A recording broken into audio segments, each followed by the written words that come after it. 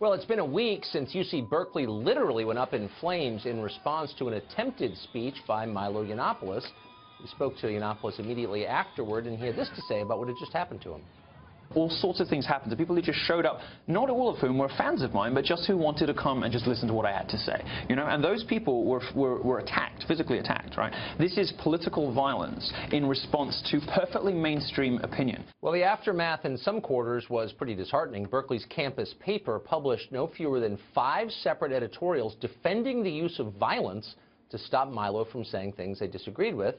One alternative voice to that, though, was Matt Teitelbaum. He's the president of the University of Maryland College Democrats, and he recently wrote a piece, quote, "I'm a liberal and I want Milo Yiannopoulos on my campus."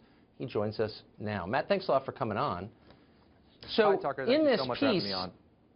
Well, it's glad to talk to you, and it's reassuring to talk to a liberal who believes in free speech. You say this, you lead it with, "My most cherished liberty is free speech." So first of all, God bless you for saying that. Second, why is that such an uncommon sentiment among your fellow liberals? It used to be commonplace. That was the line. You know, I'll die for your right to say something I disagree with. Why is that not heard anymore? Yeah, well, you know, and that is the crux of my message, that although I really don't agree with the vast majority of what Milo says, really all I agree with him on is his right to speak, I will defend to the death his right to say it. And I will say, I think that with liberals, what's happened is a very small but very loud minority has started to really hurt the conversation and has tried to silence people. And all it's done is, look, it made Milo famous. It's just making this fight tougher for us. So, you know, I'm trying to awaken the silent majority of us that do believe in free speech, that are real liberals, not regressives, to fight back with our words. Well, I guess I disagree with you on your point about it being a small minority. There's been a lot of polling on this, and the poll I saw yesterday showed that about half of self-described liberals on college campuses believe there are limits to free speech, and those end with what they call hate speech, defined as something I disagree with. How many college classes have you been in where the professor has made a point of reminding the class that free speech is your birthright as an American and that it's absolute?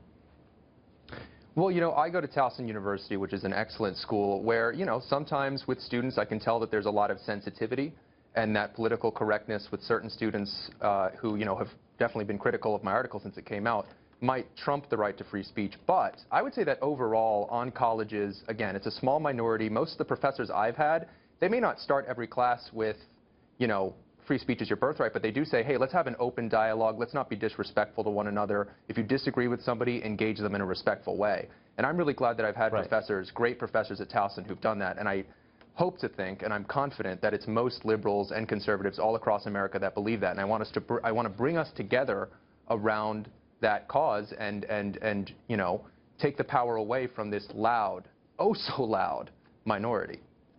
Yes, and violent, because it's not just that they disagree, it's that they're willing to use force to make certain people they disagree with are not heard.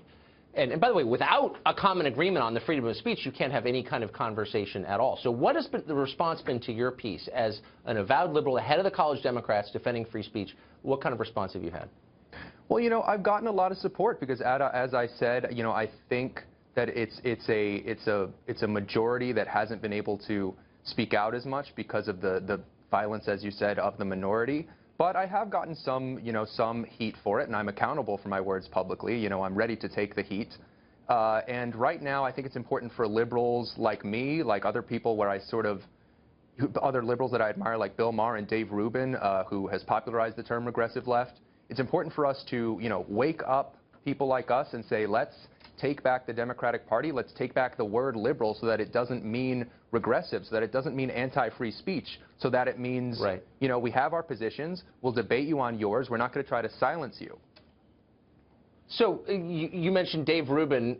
I don't know who he is. I know who Bill Maher is. Those are two people, and good for them, who are standing up for free speech. But what about the actual leaders of the American left? It's political leaders. I didn't hear any of them, not one of them, say, hey, Milo Yiannopoulos ought to have a right to say what he thinks. Like, this is America. Why did nobody say that?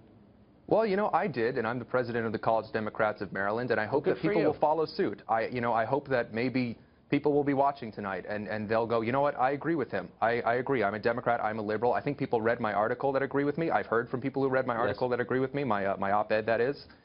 And I'm very, very hopeful that maybe I'm starting a conversation amongst liberals, along with people like Bill Maher and others, where we say, this is not okay. That liberalism means supporting free speech. I really do think there's potential here to nip in the bud this PR problem that liberals have, where everyone thinks we're snowflakes, we're politically correct, the millennials, whatever.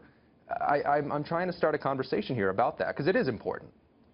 Yeah, it's vital, and it's more than a PR problem. Godspeed. Thanks, Matt.